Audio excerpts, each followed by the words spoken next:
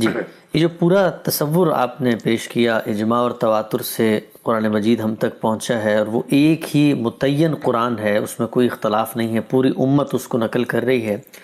ہمارے ہاں جو اورینٹلسٹ ہیں، مستشرقین ہیں، اور موجودہ دور میں جن کو ایتھیسٹ کہا جاتا ہے، جو خدا کو نہیں مانتے، وہ قرآن مجید کی جو حاکمیت یا قرآن مجید کی جو صداقت ہے اس پر یہ کہہ کر سوال اٹھاتے ہیں کہ یہ تو ٹھیک ہے کہ آپ کے پاس ایک قرآن ہے، لیکن اس قرآن کے اور ورژن بھی موجود ہیں۔ تو ایک عام مسلمان جب یہ بات سنتا ہے تو بہت گھبرا جاتا ہے، یعنی آپ کی جو پچھلی پوری گفتگو ہے اس سے تو بہت اعتماد حاصل ہوتا ہے، لیکن یہ سنتے ہی کہ ہمارے قرآن کے کوئی اور ورژنز بھی ہیں، تو اس بات کی پہلے یہ بتائیے گا کہ حقیقت کیا ہے، کوئی ورژن موجود بھی ہے کیا؟ یہ جتنے بھی حضرات ہیں اگر آپ غور کر کے دیکھیں تو یہ تاریخ کا مطالعہ نہیں کرتے کہ صورتحال کیا ہے۔ میں نے آپ کو بتا دیا کہ قرآن مجید اس طرح نازل ہوا، میں نے آپ کو بتایا قرآن مجید اس طرح محفوظ کیا گیا، قرآن مجید ایسے شائع و ضائع ہوا، وہ پوری مسلمان امت کے ہاتھوں میں چلا گیا، وہ ان کے گھروں میں چلا گیا۔ وہی قرآن مجید اس وقت ہمارے پاس ہے۔ اس مسلمان امت کی بہت بڑی اکثریت اسی کے مطابق اللہ کی کتاب کی تلاوت کر رہی ہے۔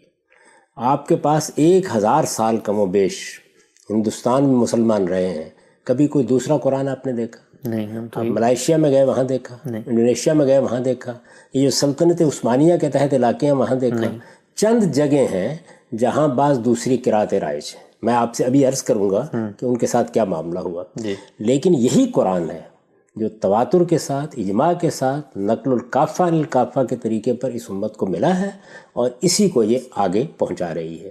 اس کا کوئی دوسرا ورژن نہیں ہے۔ اچھا، یعنی یہی قرآن ہے۔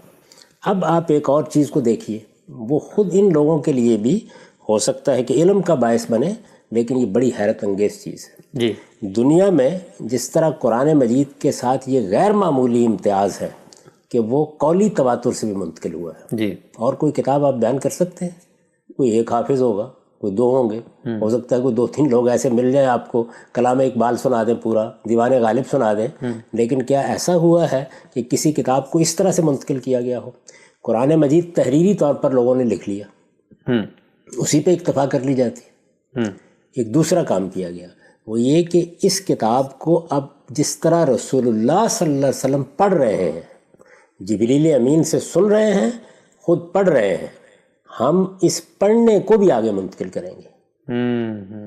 یہ بڑی غیر معمولی بات ہے۔ جی ہاں، جی ہاں، علامہ اقبال کا کلام تحریری طور پر آپ کے پاس ہے، دیوان غالب تحریری طور پر آپ کے پاس ہے، پیراڈائز لاسٹ تحریری طور پر آپ کے پاس ہے، یہ پڑھی ہوئی بھی ہے۔ نہیں، یہ تو اس طرح نہیں۔ تو قرآن مجید کی ایک تو تحریر ہے، یعنی ایک کتاب کے طور پر لوگوں نے حضور سے سن کر لکھ لیا۔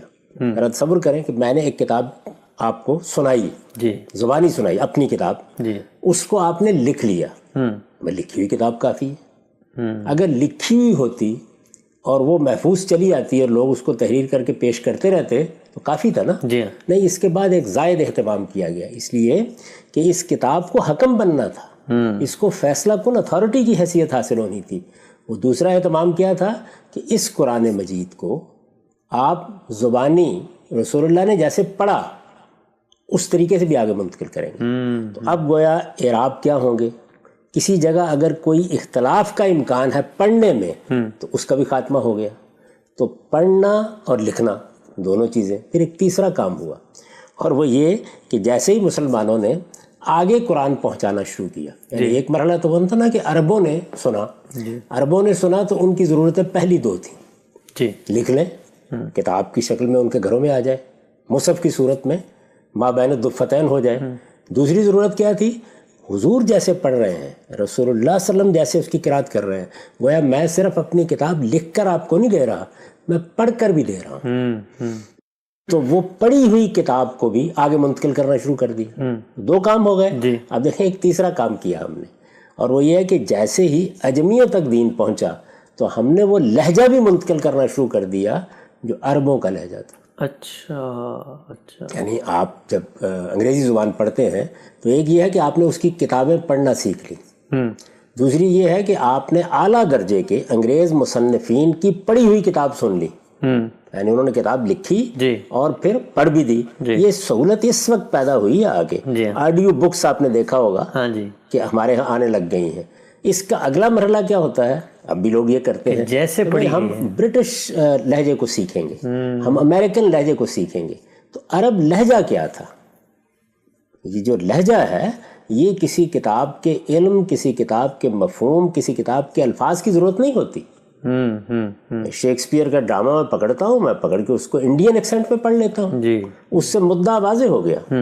لیکن تیسرا اہتمام بھی کیا گیا، اور وہ اہتمام اب تک جاری ہے، اب تک جاری ہے. یعنی جیسے ہی اجمی مسلمان ہوئے تو اب وہ عرب نہیں تھے، ان کے لیے عرب لہجے میں قرآن پڑھنا ممکن نہیں تھا. تو یہ جس کو تجوید کہتے ہیں آپ، یہ اس کے بعد وجود میں آئی. اچھا، یعنی یہ علم بن گیا پورا کا پورا. اچھا، اس وقت صورتحال یہ ہے کہ قرآن مجید کو اگر تجوید کے ساتھ آپ نہ پڑھیں تو لوگ معترض ہو جاتے ہیں. جی ہاں، جی ہاں، جی. تجوید کے ساتھ نہ پڑھیں، وہ کیا ہے؟ عرب لہجہ. ضروری نہیں ہے، لازم نہیں ہے. یعنی آپ نے کتاب پکڑی، آپ نے اپنے ہندی لہجے میں پڑھ لی، آپ نے بنگالی لہجے میں پڑھ لی، یہ کوئی ناجائز نہیں ہے، بالکل درست ہے. لیکن تیسرا اہتمام بھی ہم نے کرنا شروع کر دیا. یعنی مسلمانوں کی تاریخ میں پہلا کیا تھا؟ تحریری طور پر آگے منتقل ہونا شروع ہو گیا. دوسرا کیا تھا؟ اس کی قرات، یعنی پڑھا ہوا قرآن. میں محض تعبیر مستعار لے رہا ہوں، آڈیو بک بھی بننی شروع ہو گئی. یعنی اب وہ گویا آگے پڑھا ہوا سنانے کا کام ہو گیا. اور پھر بہت لوگ بیٹھ گئے، ہلکے بن گئے، وہ عرب لہجہ سکھانے لگ گئے. اور لہجہ اس لیے سکھانے لگ گئے کہ کہیں پڑھنے میں کوئی غلط لہجے سے پڑھے گا تو کوئی تبدیلی نہ ہو جائے. یہ کہا گیا کہ چونکہ یہ عربوں کے لیے نازل ہوا ہے اور عربوں کی زبان میں نازل ہوا ہے تو اس کی خوبصورتی یہی ہے. یہ اس میں غلطی کا سوال نہیں تھا. غلطی تو اعراب کے ساتھ جب قرات منتقل ہو گئی تو ختم ہو گئی. ختم ہو گئی. جی. میں نے اس سے پہلے بھی عرض کیا تھا نا کہ جس وقت ہم کوئی زبان بول رہے ہوتے ہیں، ہم اگر اہل زبان ہیں تو ہمیں اس کی ضرورت نہیں ہوتی کہ ہم اس پر اعراب لگائیں. یہ جو میں اس وقت اردو بول رہا ہوں، اب دیکھیں اس پہ سب پہ اعراب لگے ہوئے ہیں. اس وقت جب میں بول رہا ہوں تو الف پہ زیر لگی ہوئی ہے، سین پہ جزم لگی ہوئی ہے، وقت کی واو پر زبر موجود ہے، یہ لگے ہوئے ہیں. میں بول رہا ہوں، اسی کو لکھ دیا جائے تو آپ پڑھ لیں گے، اس لیے کہ آپ اس زبان کو جانتے ہیں. عرب بھی ایسے ہی پڑھ لیتے، صرف تحریر ہوتی تب بھی کافی تھی. لیکن ادنا درجے میں بھی کوئی ایسی چیز نہ پیدا ہو جائے جو اس کتاب کی حکومت کو متاثر کرے. فیصلہ کن ہونا ہے اس نے، یہ میزان ہے، اس کی بنیاد پر حق و باطل کے فیصلے ہونے ہیں. تو دوسرا اہتمام، اور پھر اس کے بعد تزئین کے پہلو سے تیسرا اہتمام، وہ بھی ہم نے کرنا شروع کر دیا. اب یہ جب سارے اہتمام مسلمانوں نے پہلی صدی میں کرنا شروع کر دیے تو اس وقت ایک اور چیز پیدا ہوئی. اور چیز یہ تھی کہ رسالت مآب صلی اللہ علیہ وسلم پر جب یہ قرآن نازل ہو رہا تھا تو میں نے آپ کو تفصیل سے بتایا کہ ایک اس کا پہلا مرحلہ ہے جس میں وہ اس وقت کے مخاطبین کے لحاظ سے نازل ہوا. جی، یعنی قریش مکہ ہیں ان کو مخاطب کیا گیا، اہل کتاب ہیں ان کو مخاطب کیا گیا، صحابہ کرام ہیں جن کو یا ایھا الذین آمنوا کہہ کے مخاطب کیا جاتا ہے، اس وقت کے لوگوں کو مخاطب کیا گیا. اس میں ترتیب بالکل اور تھی، بالکل ان کے لحاظ سے تھی. اللہ تعالیٰ نے جب اسے باقی دنیا کے لیے، رہتی دنیا کے لیے، قیامت تک کے لیے ترتیب دیا تو پھر اس کو بالکل اور نظم میں ڈال دیا. یعنی اب جو صورتحال ہے اس کا جو نتیجہ نکلا، لازمی نتیجہ یہ نکلا کہ بعض جگہوں پر جب ضمیمے داخل کیے گئے، مثلا آپ سورہ مزمل کو دیکھیں تو اس کا اوپر کا حصہ صاف قرآن بتا دے گا کہ وہ مکے میں نازل ہوا ہے، بہت پہلے نازل ہوا ہے یہ کہہ لیجئے. اس کا جو دوسرا حصہ ہے وہ مدینے میں اور بہت بعد میں نازل ہوا ہے. اب اس کو آپ جوڑیں گے نا، اس جگہ رکھ دیں گے، وہ دونوں حصے مخاطبین کے لحاظ سے جب پڑھے گئے تو ممکن ہے کہ اس میں کسی جگہ سیغے خطاب کے طریقے ذرا مختلف رہے ہوں. جب اس کو دوبارہ ترتیب دیا گیا تو اللہ تعالیٰ نے اس کو اس طرح کی بہت سی چیزوں میں ایک دوسرے سانچے میں ڈال دی. یہ معاملہ بھی بعض جگہوں کے اوپر ہوا. تو میں نے آپ کو یہ بتایا تھا کہ وہ جو آخری زمانہ ہے جس میں رسالت مآب صلی اللہ علیہ وسلم نے اس کو ترتیب دیا، اب وہ کتاب گویا عالمی سطح پر پوری دنیا کے لیے حجت بنی اس طرح. چنانچہ نہ اس کو کسی شان نزول کی ضرورت ہے، نہ یہ جاننے کی ضرورت ہے کہ اس کی وہ ترتیب کیا تھی. یہ محض تاریخی علم ہوگا، اس سے زیادہ کچھ نہیں. اللہ تعالیٰ نے ان کے لیے وہ ترتیب رکھی، ہمارے لیے ایک دوسری ترتیب دی. ٹھیک، یہ بات آپ کریں گے تو میں بتاؤں گا کہ یہ ترتیب جو اب دی گئی ہے ہمارے لیے وہی ہونی چاہیے. اس نئی ترتیب ہی میں اب خدا کی حجت ہے. اب استدلال اسی سے کیا جائے گا، احتجاج اسی سے کیا جائے گا، اسی کو دیکھا جائے گا، اسی کی بنیاد پر آپ بتائیں گے کہ یہ قرآن کا نظم ہے، یہ سورہ پہلے ہے، یہ سورہ بعد میں ہے، اس لیے کہ یہ کام خود مصنف نے کیا ہے، جی یہ اللہ تعالیٰ کا کیا ہوا کام ہے۔ اس کو قرآن نے خود بیان کیا ہے کہ انا علینا جمع ہو، یہ ہماری ذمہ داری ہے کہ ہم یہ کام کریں گے۔ تو یہ آخری زمانے میں ہو گیا۔ جب یہ آخری زمانے میں ہو گیا تو اس کے بعد اسی آیت کو دیکھیے جو قرآن مجید کی سورہ قیامہ میں ہے، کیا کہا؟ انا علینا جمع ہو و قرآن ہو، ہماری ذمہ داری ہے کہ ہم اس کو جمع کریں گے، ترتیب دیں گے، اس کے بعد پھر پڑھیں گے، جی یعنی پھر وہ دوسرا کام دوبارہ ہوگا۔ پورا کا پورا قرآن جب نئی ترتیب میں آ جائے گا تو پھر شروع سے آخر تک پڑھا جائے گا۔ اچھا، اب سوال یہ پیدا ہوا کہ اس سے پہلے جو پڑھا جاتا رہا اس میں اگر اور اس میں کوئی اختلاف ہوگا تو فیصلہ کن چیز کیا ہوگی؟ جو آخر میں پڑھا گیا ہے۔ خود قرآن نے بتایا نا جی کہ جس وقت ہم وہ قرات کریں گے تو فتب قرآن عربی کرو گے، یعنی اب قیامت تک قرآن کی یہ قرات ہے جس کو عرضہ اخیرہ کی قرات کہا جاتا ہے۔ عرضہ اخیرہ کا مطلب یہ ہے کہ جو آخری دفعہ قرآن پیش کیا گیا، یعنی قرآن مجید جبریل نے رسول اللہ کے لیے پڑھا، رسول اللہ نے جبریل کے سامنے پڑھا۔ اس میں روایتوں سے معلوم ہوتا ہے بعض صحابہ بھی بعض وقت میں شریک ہوئے۔ یہ نئی ترتیب صرف ترتیب نہیں تھی، اس کے ساتھ ایک نئی قرات بھی تھی۔ یعنی وہ جو پہلے مخاطبین کے لحاظ سے کہیں اسالیب اختیار کیے گئے تھے ان میں بہت معمولی تبدیلیاں بھی کی گئی۔ جیسے ہم ایک کتاب کو مرتب کرتے ہیں، وہ ان مخاطبین کے لیے ضروری تھا، یہ ہمارے لیے ضروری تھا۔ ٹھیک، تو یہ جو تبدیلیاں تغیرات تھے، یہ جب کر کے آپ نے ایک دوسری قرات کر دی جس کو عرضہ اخیرہ کی قرات کہا جاتا ہے، اب یہی قرآن ہے، یہی رائج ہے، یہی دنیا میں پھیلایا گیا، اسی کے مطابق پڑھا جا رہا ہے۔ لیکن وہ جو پہلی قراتیں صحابہ نے سن رکھی ہوئی تھی، ان کا کیا ہوا؟ یا پہلے انہوں نے اپنے کچھ مصاحف ترتیب دے رکھے ہوئے تھے، تو ان کو کیا کیا جائے؟ وہ ان کے پاس تھے، وہ لوگ دیکھتے بھی تھے، وہ ان کے لیے بڑی قیمتی دولت بھی تھی حضور کی خدمت میں بیٹھ کے۔ تو ان سے جب یہ کہا گیا کہ اب عرضہ اخیرہ کی قرات ہو گئی ہے تو آپ اب یہ نہ بیان کریں، تو انہوں نے کہا یہ ہم نے حضور سے سنا ہوا ہے۔ اچھا، چنانچہ بخاری میں وہ روایت موجود ہے کہ ابی بن کعب جو قرآن کے بڑے علماء میں سے ہیں، انہوں نے کسی موقع پر ایسی کوئی قرات کی۔ وہ کون سی قرات؟ عرضہ اخیرہ سے پہلے کی قرات، یعنی کسی آیت کو اس طریقے سے پڑھا۔ جب وہ پڑھا تو سیدنا عمر نے اس پر اعتراض کیا اور یہ فرمایا کہ اب تو صرف عرضہ اخیرہ کی قرات کے مطابق پڑھا جائے گا، جیسے کہ میں نے آپ کو بتایا کہ خود قرآن نے حکم دے دیا تھا۔ تو انہوں نے کہا کہ میں نے جو بات رسول اللہ سے سنی ہوئی ہے میں تو بیان کروں۔ اچھا، تو یہ میں نے رسول اللہ سے ایسے سنا ہوا ہے، میں بیان کروں گا۔ یہ وہ کوئی اختلاف نہیں کر رہے رائج قرآن کے ساتھ، بلکہ یہ کہہ رہے ہیں کہ یہ تو ہو گیا نا، یعنی قرآن مجید کو ترتیب دے دیا گیا، وہ شائع ہو گیا، وہ ضائع ہو گیا، لیکن یہ جو کچھ ہم نے اپنے ان کانوں سے اس زبان فیض ترجمان سے سنا ہے، اس کو ہم کیسے بیان کرنے سے رک جائیں؟ تو وہ اپنے نسخے بھی دکھا دیتے تھے ان کو کہ میں نے تو یہ اس طرح 10 صورتیں لکھی تھیں، 20 صورتیں لکھی تھیں، فلاں وقت میں حضور کی خدمت میں حاضر ہوا تھا، میں پہلے اس کو ایسے ترتیب دیا کرتا تھا۔ یہ ساری جتنی چیزیں تھیں وہ بیان ہونا شروع ہو گئیں۔ جب یہ بیان ہونا شروع ہو گئیں تو ظاہر ہے کہ یہ کیا چیز تھی؟ اخبار احاد تھی۔ ایک مرتبہ پھر یاد کریں اس بات کو کہ ایک چیز ہے اجماع و تواتر سے سنت جاری ہو گئی، نماز کیسے پڑھنی ہے، روزہ کیسے رکھنا ہے۔ ایک چیز قرآن مجید ہے، وہ بھی پوری مسلمان امت نے نقل کرنا شروع کر دیا، شائع و ضائع ہو گیا۔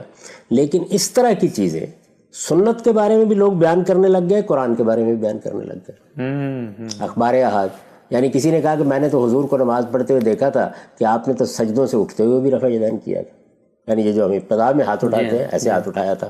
یہ علم جو اخبار احاد سے منتقل ہونا شروع ہوا، مسلمانوں نے کمال دیانت کے ساتھ اس کو بھی محفوظ کیا۔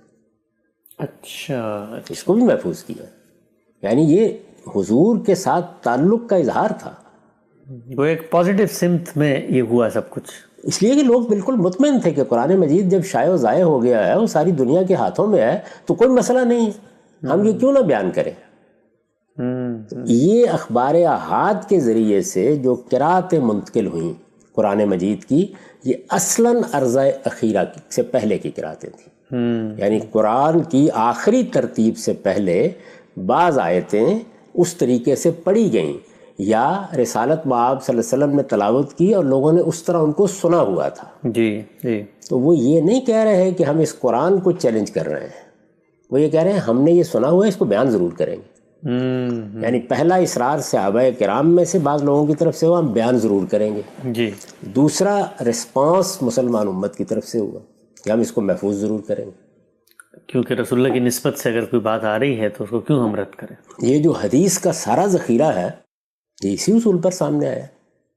میں تو کئی مرتبہ بتا چکا کہ قرآن جاری ہو گیا، سنت جاری ہو گئی، اس کی کوئی ضرورت نہیں تھی.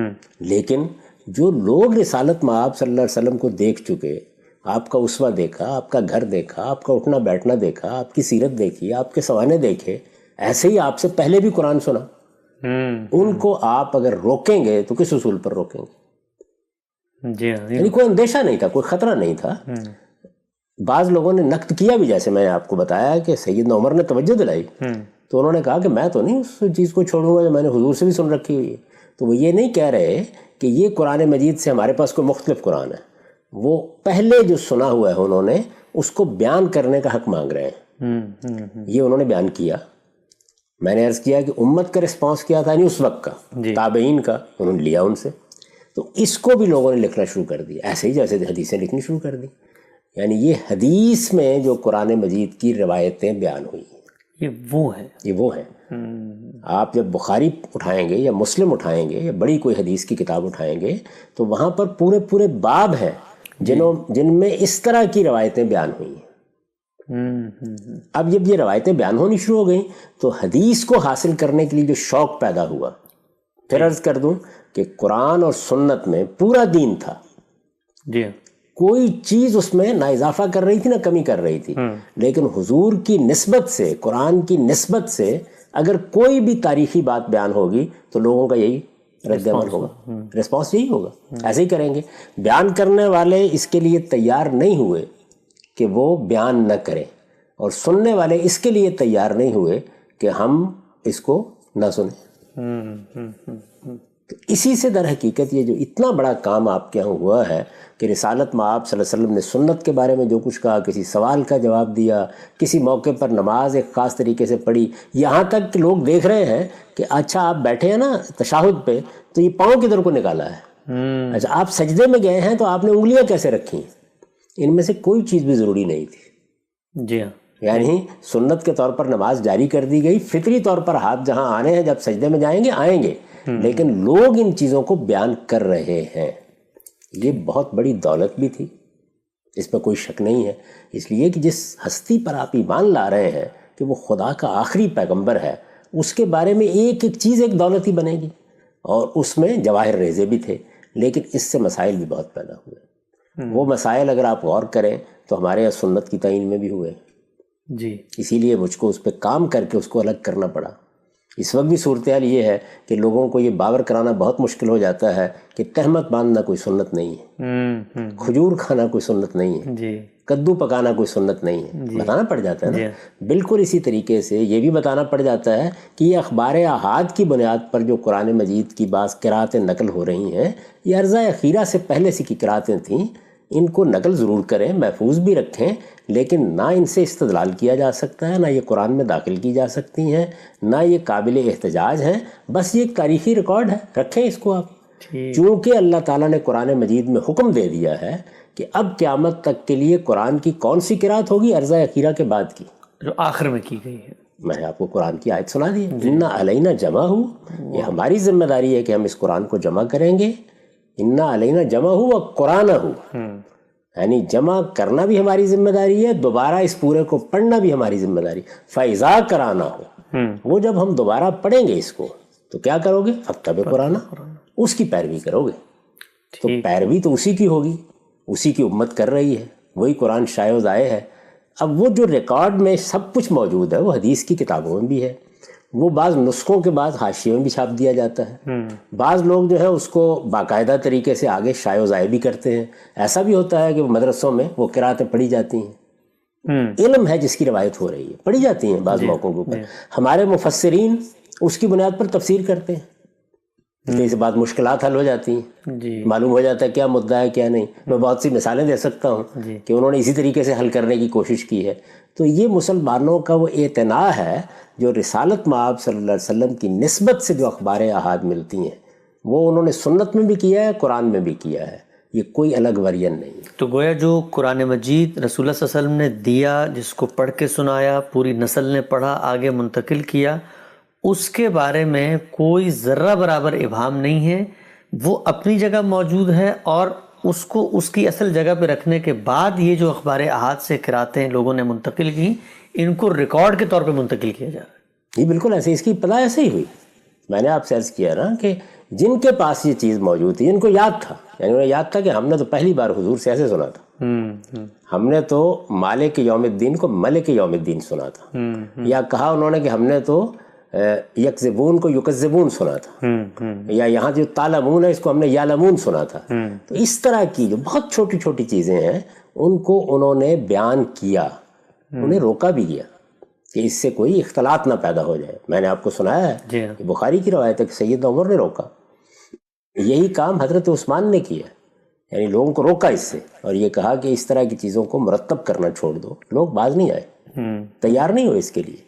اس وقت بھی آپ دیکھیں بہت سے لوگ آپ سے بحث کریں گے کہ یہ جو حدیث کا اتنا بڑا ذخیرہ ہے، 60-70 ہزار روایات ہیں، یہ اگر اس طریقے سے نہ جمع ہوتی تو اختلافات نہ پیدا ہوتے بہت سے۔ اچھا، میں ہمیشہ یہ کہتا ہوں کہ بھائی کیسے نہ ہوتی، یعنی آپ کیسے پابندی لگاتے؟ یہ آزادی رائے پر پابندی ہوتی، حضور کے ساتھ لوگوں کے تعلق پر پابندی ہوتی، یہ علم پر پابندی ہوتی، یعنی آپ کیسے پابندی لگا سکتے ہیں؟ سیدنا عمر جیسا شخص بھی نہیں روک سکا۔ جی ہاں جی۔ تو لوگوں نے یہ جس طرح سنت کے معاملے میں چیزیں بیان کی، اور اس وقت یہ جتنی بحثیں مناظرے ہوتے ہیں سب انہی چیزوں پر ہوتے ہیں، جی ہاں جی۔ بالکل اسی طرح سے لوگوں نے وہ چیزیں منتقل کی۔ جب وہ منتقل ہونا شروع ہو گئیں تو اب اگلے زمانے میں جس طرح حدیثوں میں بہت سی وضع کر کے حدیثیں شامل کر دی گئیں، اور لوگوں نے اس کی بنیاد کے اوپر کچھ مسائل بیان کرنا شروع کر دیے، وہ بھی ایک پوری تاریخ ہے، آپ چاہیں گے تو میں بتا دوں گا کہ وہ کیسے آگے بڑھی۔ پھر اس کے بعد یہ نافع کی قرات، یہ ابن کثیر کی قرات، یہ حمزہ کی قرات، یہ پھر کیسے بنی، وہ اپنی جگہ ایک پوری داستان ہے، لیکن ابتدا یہاں سے ہوئی۔